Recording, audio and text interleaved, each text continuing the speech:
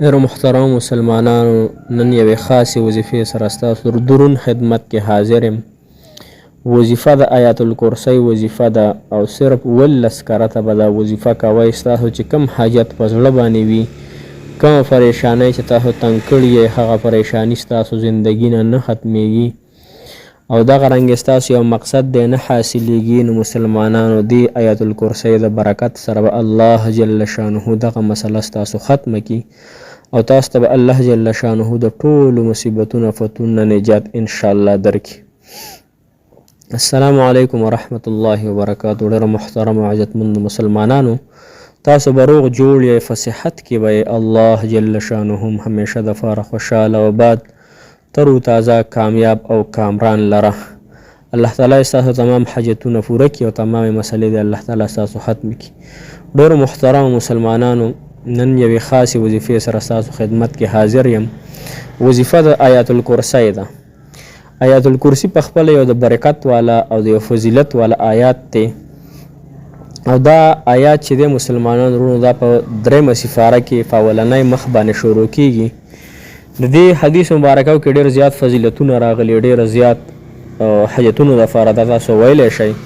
خو نن چې راته کوم حاجت دپاره زه ویم، هغه حاجت انتهایي مشکلاتو حاجتونو دپاره او داسې غمخوارو خلکو دپاره دا وظیفه ده چې د هغوی حاجتونه نه پوره کیږي.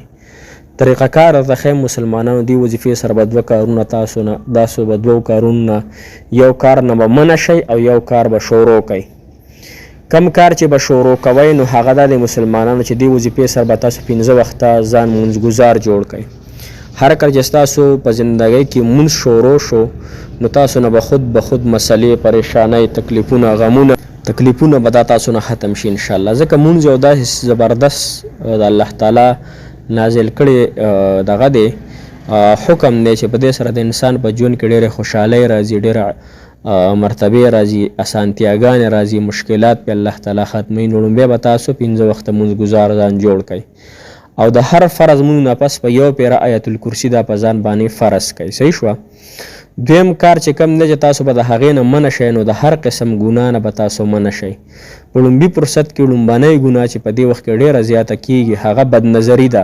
بدنظرۍ نه به تاسو ځان منع کوئ، بدنظري به مکمل پرېږدئ او هغې نامحرمه زنانو ته او هغې تورسرو ته به نه ګورئ کوم چې ستاسو هغې سره نکاح جایز وي.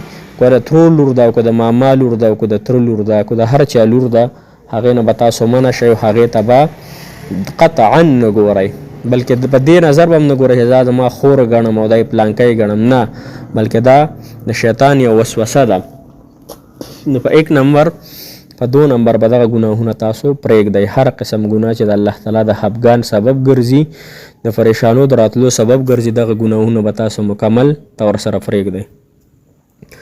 اوس مسلمانانو، دا وظیفه به تاسو څنګه کوئ؟ نو دا وظیفه به تاسو هر ټایم کولی شئ، خو د مازدیګر د مونځ نه پس چې دا تاسو روزانه هر فرض مازدیګر مونځ نه پس 18 کرته پابندۍ سره وایئ. مخکې وروسته 11 پېرې درود شریف وایئ، درود ابراهیمي، او په منځ کې چې دی نو 18 کرته آیت الکرسی دا خامخا تاسو شروع کړئ هر فرض مونځ نه پس انشاءالله. چې یو څو ورځو کې به دننه تاسو قرضداري چې څونه یې قرضونه هم الله تعالی ختم کړي. تاسو کو پریشانه یې، پریشانۍ هم الله تعالی ختم کړي. تاسو کو رشته غواړئ، رشتې هم الله تعالی درکړي. تاسو ته به نیک اولاد هم الله تعالی درکړي. او کوم حاجتونه چې ستاسو هغه دي هغه ټول به الله جل شانه انشاءالله په یو څو ورځو کې دننه ختم کړي. مسلمانانو، ډېره بهترینه وظیفه ده انشاءالله. خامخی په خپله زندګۍ کې شروع کړئ. الله جل شانه دې ستاسو تمام حاجتونه، ضرورت، مقاصد پوره کړي. جزاک الله خیر، احسن الجزا فی الدنیا والآخره.